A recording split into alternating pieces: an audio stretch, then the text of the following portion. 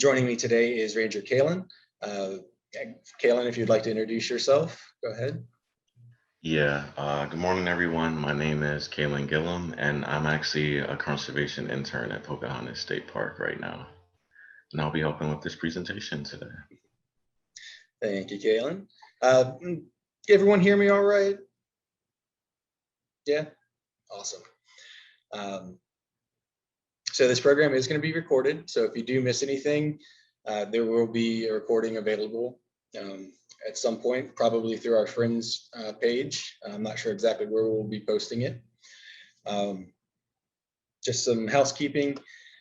I know it is early in the morning still, so if you're finishing up coffee or anything like that, having a snack, feel free. I figured my family would be. Feel free to finish or to have your coffee and snacks. If you need to use the restroom, feel free to do that as well. Just ask that you leave your device in the room that you're in now, so we don't have anything. I know it is still early, and we are going to be sitting for about 45 minutes to an hour. So if everyone would just join me in a little bit of a light stretch before we get started. How's that sound for everyone? Yeah? All right, so just gotta get everything loosened up a little bit. However you would like to. Some neck rolls maybe.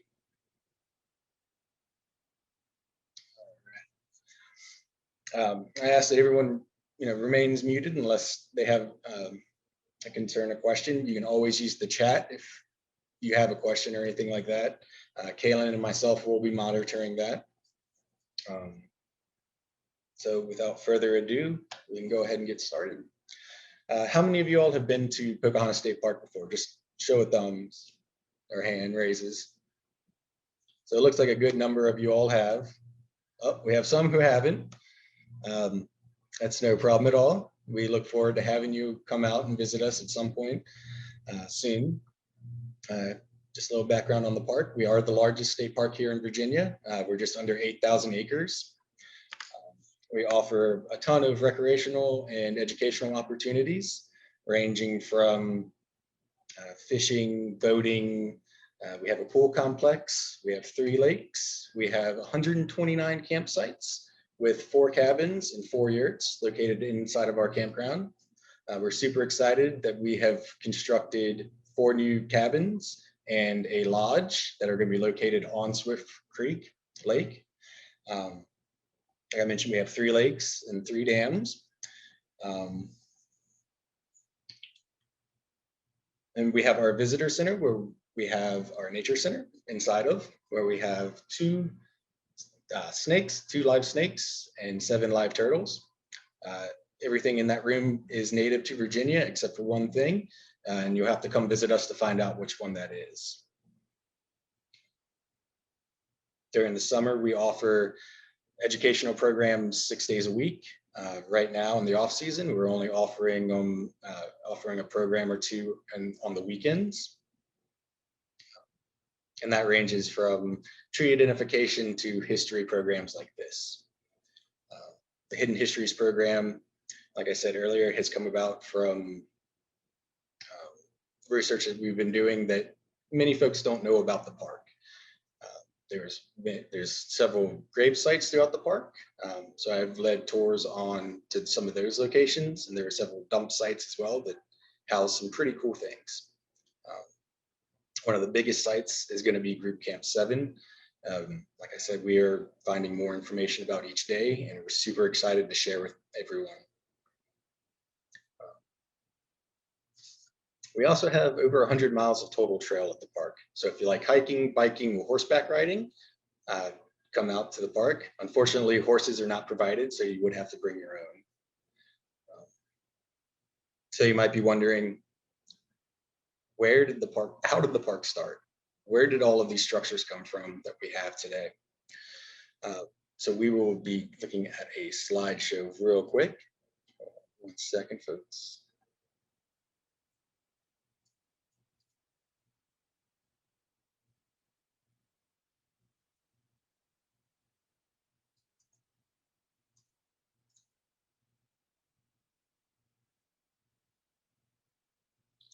Technology is very fun, isn't it?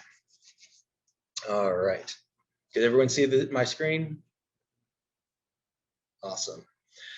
So again, we're going to, the program is Hidden Histories of Pocahontas State Park, Group Camp 7. A look at the creation and operation of Group Camp 7 and the segregated portion of Pocahontas State Park. All right. So where did these structures come from? In 1929, the stock market crashed, beginning the Great Depression throughout the world. Here in the US, 1/4 of the population was unemployed. In 1932, President Roosevelt, Franklin D. Roosevelt, won the presidential election and took office in 1933, in March of 1933. In his first 100 days, he got legislation passed. The package was called the New Deal. And with the New Deal, the Civilian Conservation Corps was created. So the Civilian Conservation Corps was a program that put young men, 18 to 25, back to work. They would receive $30 a month, and 25 of that had to go back to their families. Now they had $5 that they could do whatever they wanted with. They could go into the local communities and spend, or they could spend it at the camps. The Civilian Conservation Corps was overseen by several different federal agencies. The US Army ran the day-to-day operations. So the camp life was structured around a military setting. The projects, what they ended up doing was overseen by the National Park Service and the Department of Forestry. So they were nicknamed the Tree Army. They planted 2 billion trees throughout the country. There were camps in every single state and every single territory in the US. Here in Virginia, we received a lot from the Civilian Conservation Corps. We received 6 original state parks, a national park, and then 2 recreation demonstration areas. Now in the chat, can anyone name any of the original 6 Virginia state parks?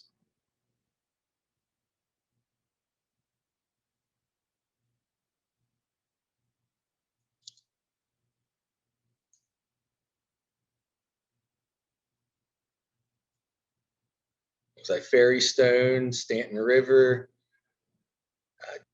George Washington is not quite one. Twin Lakes State Park, not quite. Seashore First Landing, Hungry Mother, there you go. I think there might be one that we're missing, one that we're missing. So First Landing or Seashore, yeah. Dalfit. Yeah. So the one that we're missing is Westmoreland. I don't think anyone had that on there. So Dalfit, Westmoreland, Seashore, which became First Landing, Stanton River, Hungry Mother State Park, and Fairy Stone State Park. Now I mentioned that there were 2 recreational demonstration areas that were also constructed. Does anyone know what those were?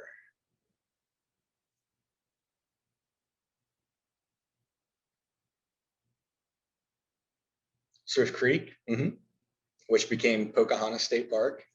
Does anyone know the other one?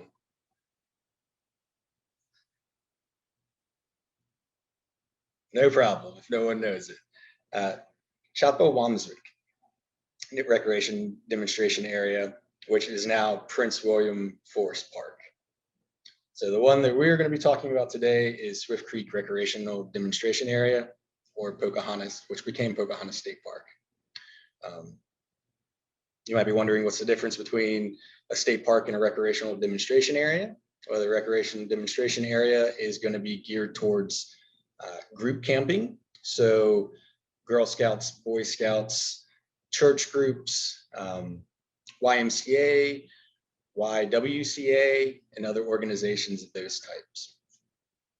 While state parks are going to be organized for individual family camping, much like we have today.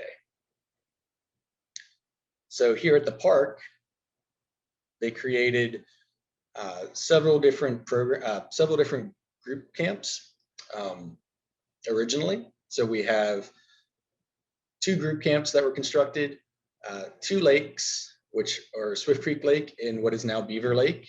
If you can see my cursor, Swift Creek is this large lake that we have through here. Beaver Lake is the smaller one over here. One of the group camps is right here, and the other group camp was right here. This would be the location of the camp that the CCC actually lived in.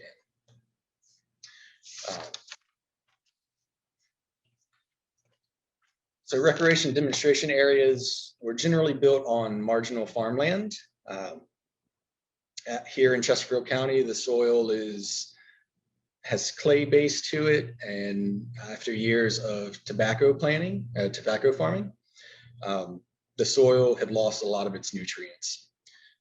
So the National Park Service, seeing that, recognizing this as a potential area for a park for Richmond and Petersburg and Hopewell. It's right in the middle of that area. They saw it as a great opportunity to come in and create this park here for people to come and enjoy. So in and they had always planned, the National Park Service had always planned to create a African-American camp, organized camp in this area. And they had planned on putting it on the southern side in this area of the park down here. So this road right here, it was Courthouse Road, which is now called Beach Road. And the National Park Service felt that this would be, that the wooded area through here in the road would provide enough buffer area between the 2 segregated camps. In 1937, they began their push to have to construct this camp. Unfortunately, in December of 1937, at a local advisory boards meeting, the members of the board, 7 out of the 8 members there, rejected this plan, citing that parents would not want an African-American camp, and I quote, allowed in the same general vicinity. And that board proposed that the RDA would be only for whites, and that the organized group camp should be built somewhere else for African Americans. Through negotiations, the National Park Service went ahead and was able to construct the park, albeit farther south than where they had originally wanted it to be. And there would be a road on the other side of the park that would enter into the park area. So this is kind of the blown up section through here. So this is where they had proposed a group camp over here. This is generally where the group camp did arise. And then this was the lake here. All right. So in just 2 short years, the group camp was opened for the camping season by 1939. And I'm going to turn it over to Kaylin, who is going to discuss some of the parks or some of the camps that were utilized this area. So Kaylin, if you'd like to go ahead. Yeah, good morning to everyone again. And do you want to flip over to the next slide, please? So early on, when Group Camp 7 was first opened, it was intended to be used by African Americans across the state. What you see in front of you now is a map of Group Camp 7 and some of its features, some of its facilities it had. A lot of the lines you see up there are contour lines, so that's able to show you where certain buildings were in elevation. And you can see a lot of the other buildings around were at higher points in elevation. So if you're walking through the site, it would be kind of sloped up. So you'll be kind of walking up a steep grade to get to them. Before I get into the facilities, does anyone want to guess in the chat what kinds of buildings might have been here? What kinds of things you think they might have had here? And I know some are labeled on the map. Yeah, I see someone said a dining hall.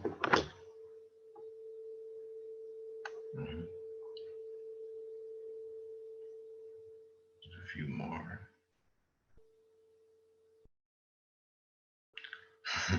Yeah, you guys are definitely right. And Ethan, if you want to follow along with me, I'm going to start over on that left side. You can see Group Camp 7 is broken into two units, Unit A and Unit B. Those are cabins that he's outlining right now. But in addition to the cabins, just like a lot of you said, there was a dining hall that was shared. There was also an administrative building by the dining hall. And then you see above that is the parking area. And also saw someone said a nurse's cabin, which was also there because when group camps came in or different programs were happening, they always wanted to have a nurse there from what we know so far. In addition to that, there were also bathhouses and a pump house for waste management, water management.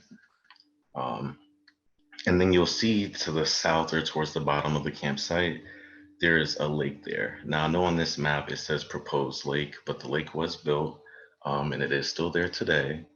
And you'll see at a section of that lake, there's a beach area that was put in. And then to the right of the lake, there's that dark black line you see. It's kind of cut off, but that's actually a dam wall or spillway that was also put there to kind of help keep that water in the lake and fill it up. You can go over to the next one. So right now, as Ethan has stated, we're still learning a ton about Group Camp 7. Right now, we don't have any photos that show exactly what it looked like back then. But the picture you guys are seeing now, this is a CCC built group cabin site that's still in the park today. So we imagine that Group Camp 7 would have looked something similar to this, not too different. We don't really imagine them having a very drastic change in blueprints. But yeah, it would have looked something similar to this. Now, as I stated before, the Group Camp 7 site was intended to be used by African Americans from across the state. And when we started to look, we found several organizations and several camps that actually used the site. The first camp that we came across was called Camp Carey. That started in 1940, and it was created through a partnership between the Women's Missionary Union of Virginia, which at the time was a white women's Christian group, and they partnered with the Baptist General Convention of Virginia, which was a Black Christian group at the time. And we're talking, let's say, mid 1930s up until the early 1940s. So during this time, racial tensions and segregation is still pretty high. So it's actually kind of amazing that these two different groups at the time were able to come together. The Women's Missionary Union during that time, excuse me,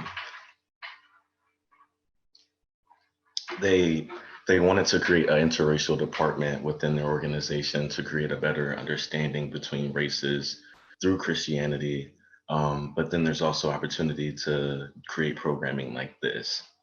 So Camp Carey was a group camp or a training camp for young girls and young women across the state up until about the age of 25.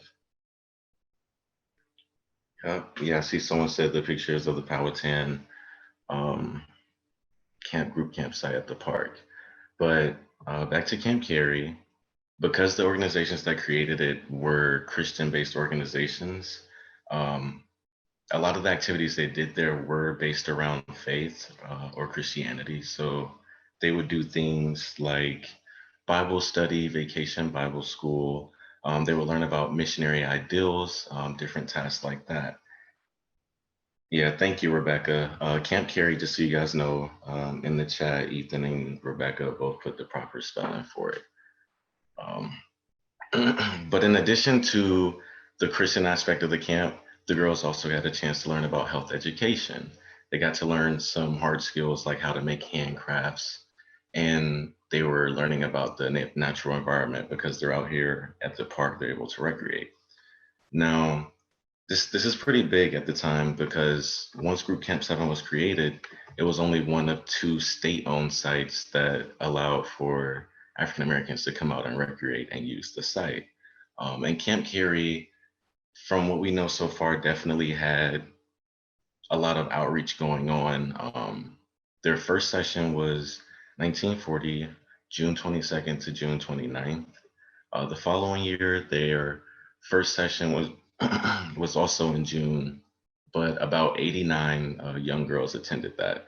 And each summer they would have multiple sessions. So if you have 89 girls, it's one session, and then your participation goes up to over 100, and you're continuing this over a decade or so, you're reaching a ton of youth, a ton of young adults across the state.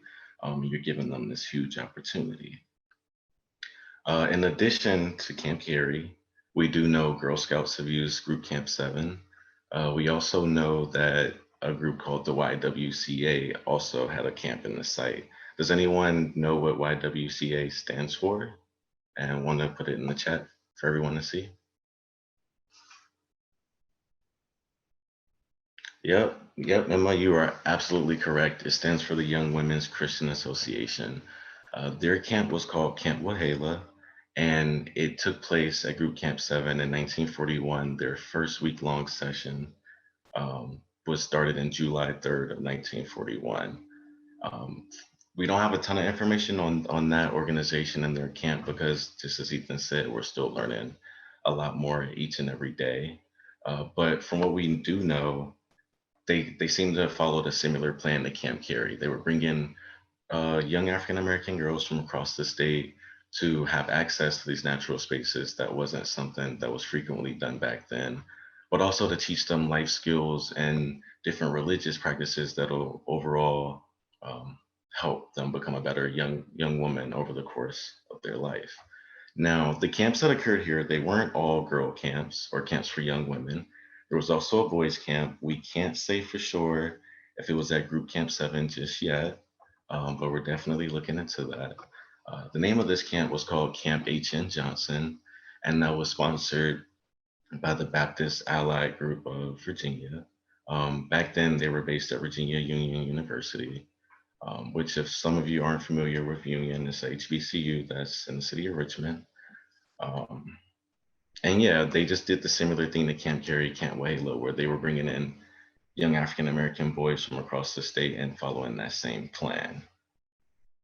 And Ethan, could you go to the next slide for me, please? And I just wanted to share this aerial photo with you guys of the area. Starting at the bottom left-hand corner, you'll see there's a road that kind of loops around the site.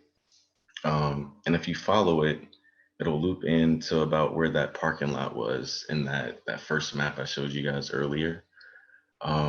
I know you can't see a lot of the buildings in this because there's a lot of tree cover, but it's definitely a good shot to kind of grasp your mind around how the area was oriented. At the middle of it, you'll see that black little area. That's the lake, or at least what the lake looked like back then from an aerial perspective. And the lighter portion, that is where the beach could have been back then. And just some information for you guys now. There is a loop, it's called the Otter Lick Loop, that goes around this portion of the park and is still there today. Plenty of people use it, and if you guys like to come out and check it out and even see the lake for yourself, definitely feel free to come out and check that out. It's about 2 to 3 miles around, and we're actually planning, hopefully, maybe not really soon, but in the near future, maybe having some interpretive signage out there to share more information about this site, and maybe even plan some outreach events for that. But now here's the big question about Group Camp 7, Camp Carey, Camp Wahala. Why is it important? Why do you guys need to know? Why is it important for the park to share this? As I stated earlier on, up until this point, Group Camp 7 was one of only 2 state-owned sites where African Americans could recreate. So accessibility back then was a major issue. And when you look at newspaper articles from back then that talk about it, it was always treated as if attending this camp was a great honor.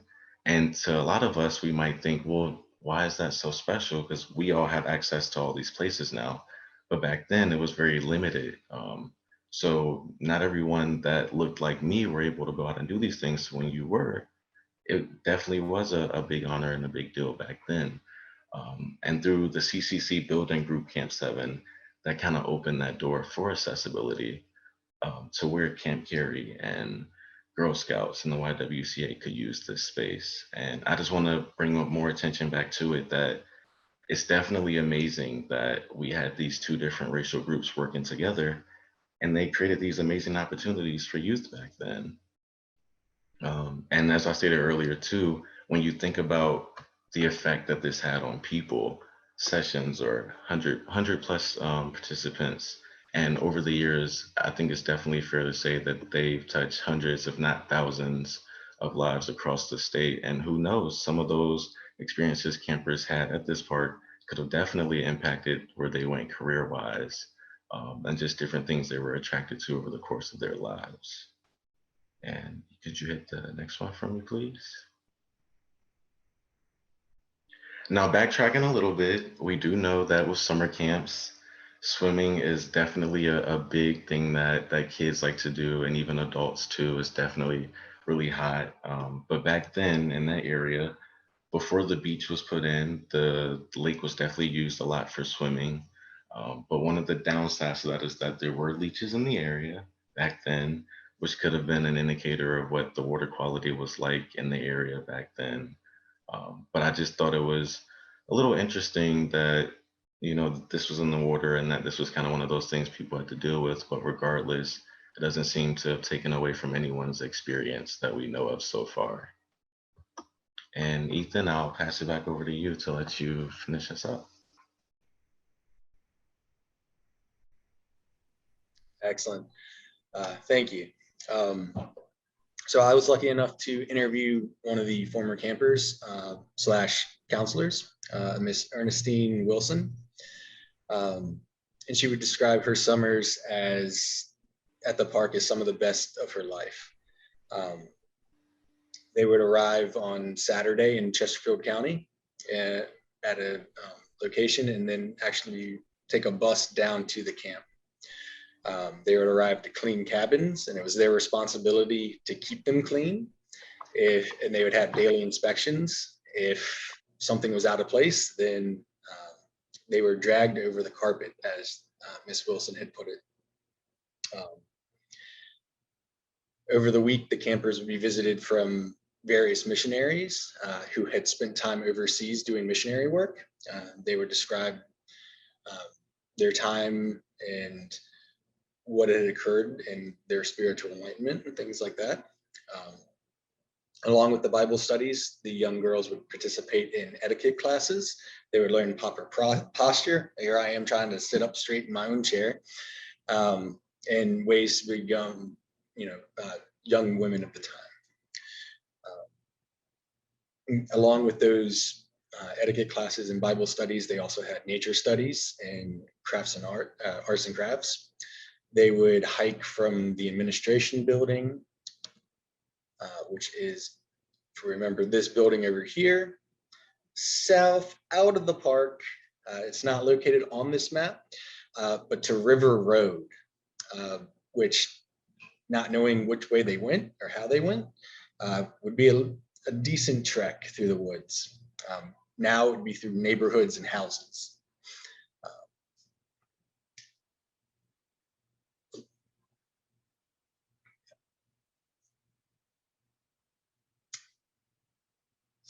So just going back to the picture we had before, so this section would be the northern side. So the camps would be, if everyone can see where my cursor is, the camps would be to the right-hand side. So you're looking south across right now. All right. So the young campers would have their nature classes. They had in their dining hall, they would do arts and crafts programs. Miss Wilson remembers that there was no electricity except for possibly in the administration building and maybe in the kitchens. So each table, when they had dinner, had kerosene lamps. And dinner was a huge deal to these young women. It was a time that the only time they were allowed to put lipstick on and kind of dress up and go to dinner. In that same dining hall, they would do arts and crafts. They would make anything from pot holders to keychains, and other kind of trinkets that they could take home and share with on their week at camp. On the final night of their camp, or the final night of the camp, they would sit around a giant bonfire and cook hot dogs and laugh and enjoy themselves and reflect on their weeks, on the week that they had at camp. These girls created strong bonds with each other because it was putting them outside of their elements for a lot of them. And you do create bonds if you spend long enough with people outside in the woods, right? But it was an amazing experience for her. Now, we do not know when Camp Carey actually ended. We're not sure when that time period was or what the actual end date was. But by the 1970s and 80s, the buildings around the camp area had fallen into disuse and disrepair. During this time, this part of the park was still being used by Richmond Parks and Rec. They would bring out kids from Richmond and do nature classes with them. And the area was still, and the only building that was really usable was the dining hall. They had an agreement with the park that they could use the area, but if something broke, it was on them to repair it. And so they only really used the dining hall when it was raining out or nasty out. But it still gave these young kids their first interactions with nature. One of the camp counselors described hiking with the kids through the woods. The kids would become calmer and more reflective on what they were doing and what they were seeing around them. By the mid-1990s, the buildings had fallen in such disrepair that they were unable to be used and were torn down. And all that remains now is the spillway here, the lake, and part of a brick retention wall that we believe was around the beach area. As Kaylin mentioned, we invite anyone to come out to the park to check out this area. I am leading a guided hike March 13th down there. We do request that you register. Right now, we have limited space, and that could change at a moment's notice. But right now, we are 10 people max, so please register if you are interested in that. And if you're unable to accompany me on that hike, please come out. It is about a 5-mile hike. We will be leaving from Bright Hope, and you can register by calling the visitor center. And that is something I don't have on me right this second, but I can get for you. We will be leaving out of the Bright Hope Horse Complex. It is about a 5-mile hike down and around. There is a slight water crossing. So the hike is probably going to be closer to about 3 hours. There is a slight water crossing that we can attempt to do or not down at the lake there.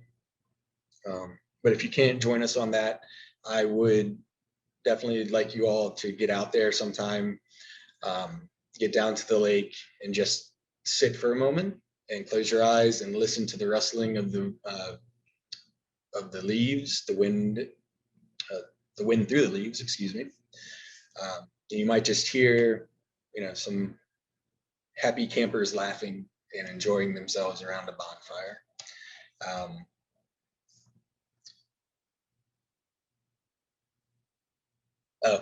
So it's probably about an hour hike down and then straight back up.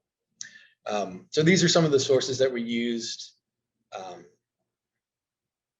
Just in case anyone was interested in it, we do have these to provide if anyone wants to look into some of it themselves.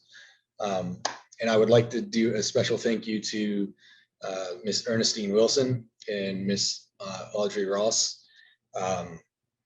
They have given us the breadcrumbs to pick up the trail. And I'm so happy that we were able to get in contact with them. I'd also like to thank Bobby Todd and Kaylin Gimlin. Bobby Todd is one of our AmeriCorps volunteers who has really done a lot of research into this. And Kaylin, of course, as you've seen, has put in a lot of research into this as well.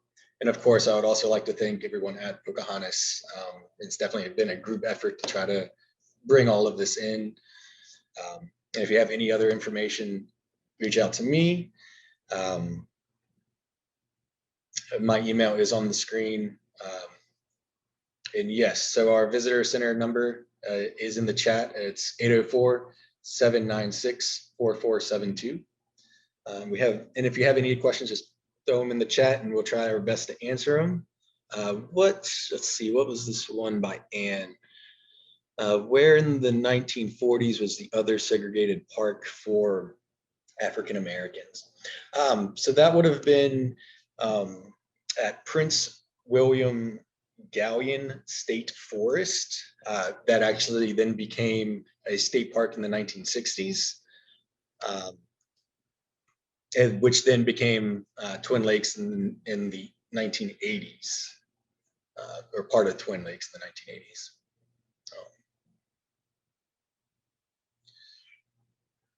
So we do not have a lot of evidence of the actual cabins themselves. We have gone out, Kaylin, myself, and one of our law enforcement rangers have gone out, and we actually found what we believe to be the remains of the old pump house. There's a giant hole in the ground with a kind of concrete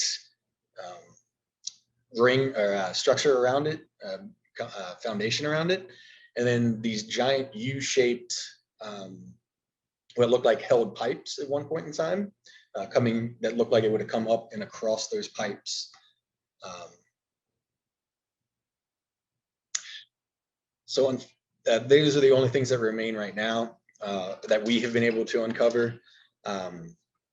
We're hoping to get out there and do some more searching. And if we can find some photographs to help us overlay with the actual terrain that we have now. Yeah, so right, kind of just in a searching phase for the remaining areas. So we will, if there's more people that sign up, we will probably offer another guided hike. And again, the limitations are subject to change at any moment. So the future plans for the area, as Kaylin mentioned, we are working on some interpretive signs right now to be placed down there, so that we could, so hikers could, come across it and learn a little bit more about the area. I'm not sure anything else that we're having the works. I would love for a primitive campsite to be down there, but that's above me. Let's see. Yes, I believe we have reached out. Oh, let's see. Was Group Camp 7 the only area in Pocahontas State Park? Yes, it was. So it would have been that southern portion. Let's see if I can go back here to this slide. So really, this would have been the only section that African Americans would have been allowed in. And that would have been the same, whites were only allowed up here. I've heard stories of folks switching back and or sneaking in to the other camp areas and things like that. But yes, it would have been, that was the only section that they were allowed to be in, or that people were allowed to, the races were allowed to be in. Yes, so the Women's Ministry Society, we are reaching out to them to try to find some more things. We're just waiting to hear back, I believe. I do have some photographs that Miss Wilson is willing to share with us. It's just about logistics right now. So hopefully at some point soon we can meet up with her and get some copies. They're precious memories for her, and we want to cherish them and protect them the best we can, for sure. Let's see. So the hike date is March 13th, which is the second Saturday, I believe.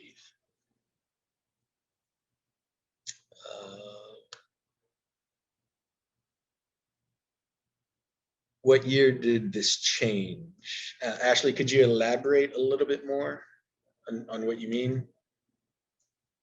On when it desegregated, or?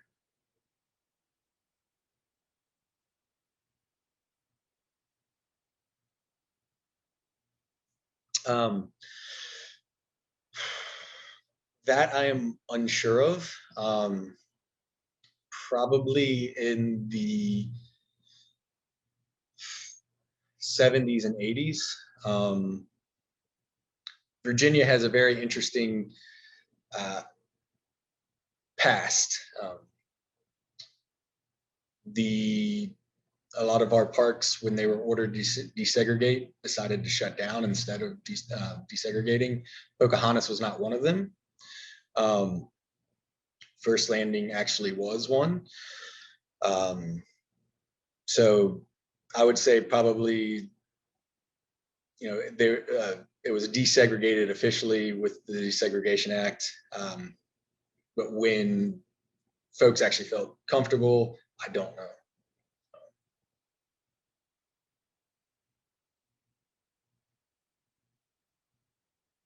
Yeah. Oh, and yeah, so the forestry department, so Pocahontas State Park is kind of strange, in that the forestry department really,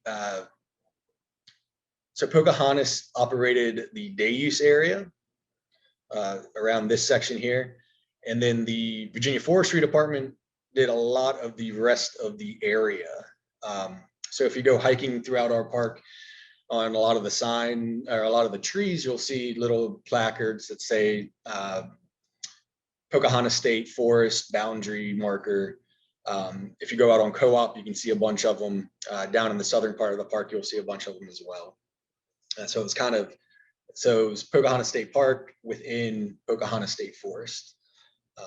And then it merged sometime in the 80s, I believe.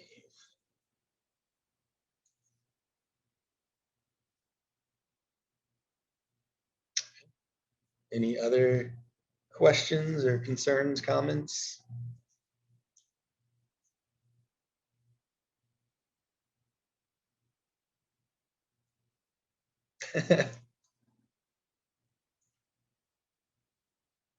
All right. Well, it looks like we're finishing up a little bit early. So I hope you all have a chance to get outside this weekend. It is rather nice out. You can come visit us. The park is open. And like I said, we are looking for more information. So if you have any leads, or if you know anyone who might be interested in researching, please let us know. And where there are several other hidden history programs that I will be doing over the coming months. There's one on the Bright Hope rail line that ran through the area.